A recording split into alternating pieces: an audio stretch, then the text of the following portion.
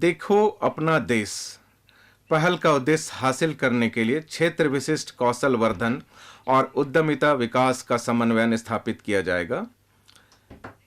यह मध्यम वर्ग के नागरिकों को विदेशी पर्यटन के बदले घरेलू पर्यटन को प्राथमिकता देने की प्रधानमंत्री की अपील से शुरू की गई थी। थीम आधारित पर्यटन सर्किटों के एकीकृत विकास के लिए स्वदेश दर्शन योजना शुरू की गई थी। वाइब्रेंट विलेज प्रोग्राम के अंतर्गत सीमावर्ती गांवों में पर्यटन के बुनियादी ढांचों का विकास किया जाएगा और पर्यटन सुविधाएं प्रदान की जाएंगी।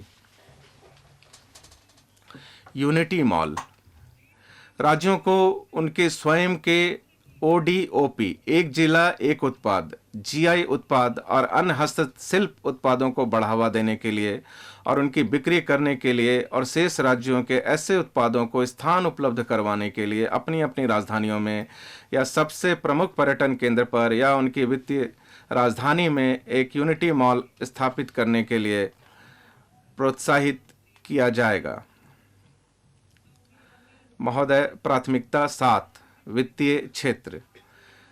वित्तीय क्षेत्र में किए गए हमारे सुधार कार्यों और प्रौद्योगिकी के नवोन्मेषी उपयोग से बड़े पैमाने पर वित्तीय समावेशन हो पाया है। सेवा डिलीवरी बेहतर और त्वरित हो गई है। ऋण उपलब्धता और वित्तीय बाजारों में प्रतिभागिता सुगम हो गई है। यह बजट इन सुधारों को जारी रखने का प्रस्ताव करता है। MSME के लिए ऋण गारंटी। पिछले वर्ष मैंने MSME के लिए ऋण गारंटी योजना को नवीकृत करने का प्रस्ताव दिया था।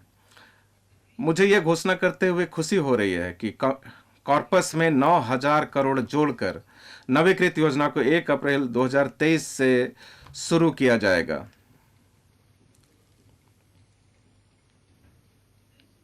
इससे अतिरिक्त 2 लाख करोड़ का संपार्श्विक मुक्त गारंटी युक्त ऋण संभव हो पाएगा। इसके अलावा ऋण की लागत में करीब 1% की कमी आएगी। राष्ट्रीय वित्तीय सूचना रजिस्ट्री वित्तीय और अनुषंगी सूचना की केंद्रीय रिपोजिटरी के रूप में काम करने के लिए एक राष्ट्रीय वित्तीय सूचना रजिस्ट्री स्थापित की जाएगी। इससे ऋण का कुशल प्रवाह संभव होगा, वित्तीय समावेशन को बढ़ावा मिलेगा और वित्तीय स्थिरता बढ़ेगी। एक नया विधायी फ्रेमवर्क इस क्रेडिट पब्लिक इंफ्रास्ट्रक्चर को विनियमित करेगा और इसे RBI के साथ परामर्श का डिजाइन किया जाएगा। वित्तीय क्षेत्र विनियम अमृतकाल की जरूरतों को पूर्ण करने के लिए और वित्तीय क्षेत्र में इष्टतम विनियमन सुगम करने के लिए यथावश्यक और व्यवहार्य लोक परामर्श को विनियम निर्माण प्रक्रिया में और अनुषंगी निर्देश जारी करने की प्रक्रिया में शामिल किया जाएगा। अनुपालना को सरल बनाने, आसान करने और इसकी लागत को कम करने के लिए वित्तीय क्षेत्र के विनियामकों से मौजूदा विनियमों की व्यापक समीक्षा करने का अनुरोध किया जाएगा। इसके लिए मैं आम लोगों और विनियमित संस्थाओं से प्राप्त सुझावों पर विचार करेंगे।